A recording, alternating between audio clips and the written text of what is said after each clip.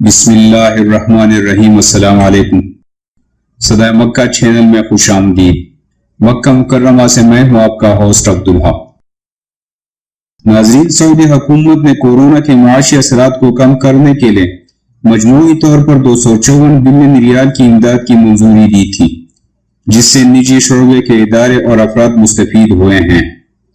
حال ہی میں خادم الحرمین الشریفین شاہ سلمان بن عبدالعزیز نے کورونا بحران سے متاثر ہونے والے شعبوں، اداروں اور افراد کی مالی امداد میں مزید توسیع کی منظوری دے دی ہے۔ حکومتی امداد کی شاہی توسیع کی تفصیل کچھ یوں ہے۔ نمبر 1، خادم الحرمین الشریفین شاہ سلمان بن عبدالعزیز نے ان غیر ملکیوں کی فیس میں 1 ماہ کی معافی کی منظوری دی ہے جن کے اقامے ایکسپائر ہو چکے ہیں۔ اس بات کا بھی خیال رکھا جائے گا کہ حسب ضرورت مزید 1 ماہ کی فیس بھی معاف ہو سکتی ہے۔ نمبر 2، کورونا بحران کے آغاز میں متاثرہ اداروں اور افراد کے لیے جس امداد کی منظوری دی گئی تھی اس میں مزید توسیع کی جائے گی تاکہ اس سے پوری طرح استفادہ کیا جائے۔ نمبر 3، غیر ملکی کارکنوں کے ریکروٹمنٹ والے اداروں کے جرمانے معاف کیے جائیں گے۔ نمبر 4، جن نجی شعبوں کو لائسنس کے مطابق کام نہ کرنے پر بلیک لسٹ کیا گیا تھا انہیں بحال کیا جائے گا۔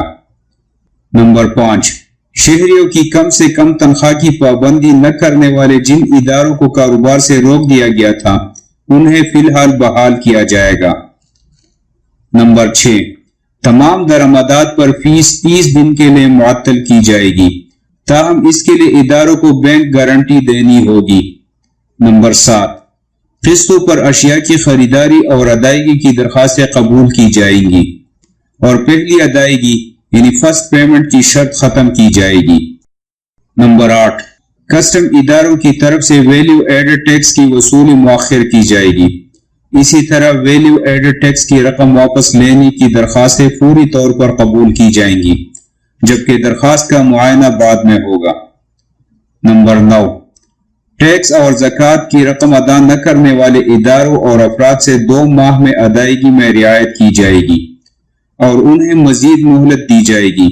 خاص طور پر ان افراد کے ساتھ رعایت کی جائے گی جن پر کورونا بحران کے دوران ادائیگی واجب ہے۔ سعودی عرب میں تعینات پاکستانی قونصل جنرل خالد مجید نے خبردار کیا ہے کہ جس شخص کو حروب کے باعث واپس پاکستان بھیجا جائے گا وہ کم از کم اگلے 3 سال تک سعودی عرب واپس نہیں آ سکتا۔ اردو نیوز کے نمائندے کی جانب سے قونصل جنرل خالد مجید کے ساتھ سوالات و جوابات کا ایک سیشن رکھا گیا تھا، جس کے دوران خالد مجید نے کہا کہ اگر کسی کا حروب لگا ہوا ہے اور وہ شخص کفیل سے رجوع کرے تو کفیل 20 دن کے اندر بغیر کسی جرمانے کے اس کا حروب ہٹا سکتا ہے۔ سعودی قوانین کے مطابق اگر 20 دن سے زیادہ ہو جائے تو لیبر کوڈ حروب ہٹانے کا مجاز ہے۔ اگر لیبر کوڈ کے سامنے ثابت کی جائے کہ حروب غلط لگا ہے تو حروب ہٹا دیا جاتا ہے۔ اگر کفیل حروب نہ ہٹائے اور لیبر کوڈ میں بھی حروب درست ثابت نہ ہو سکے تو ایسے شخص کو ترحیل کے ذریعے اپنے وطن واپس بھیج دیا جائے گا۔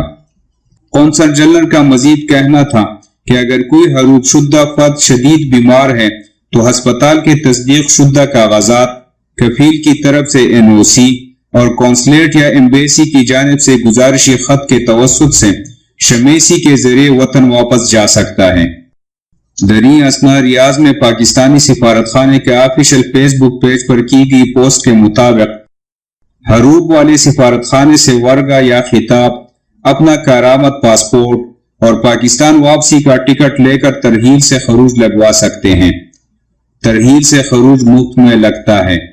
ناظرین، آپ کو بتاتے چلیں کہ سعودی عرب میں کفیل سے بھاگنے والے غیر ملکی کارکنوں کو گرفتاری کے بعد 6 ماہ قید کی سزا بھگتنا ہوگی اور ان پر 50,000 ریال کا جرمانہ بھی عائد ہو سکتا ہے۔ واضح رہے کہ جو کارکن کفیل سے فرار ہوتے ہیں ان پر حروب کا جرم لاگو ہوتا ہے، جنہیں گرفتار ہونے کی صورت میں سزا دی جائے گی، کیونکہ حروب سعودی لیبر قوانین کی خلاف ورزی کے زمرے میں آتا ہے۔ جوازات کے مطابق حروب کے مرتکب کارکن کو सजा की मुद्दत पूरी होने के बाद मुमलिकत से फौरी तौर पर बेदखल कर दिया जाएगा और उसे ब्लैकलिस्ट कर दिया जाएगा।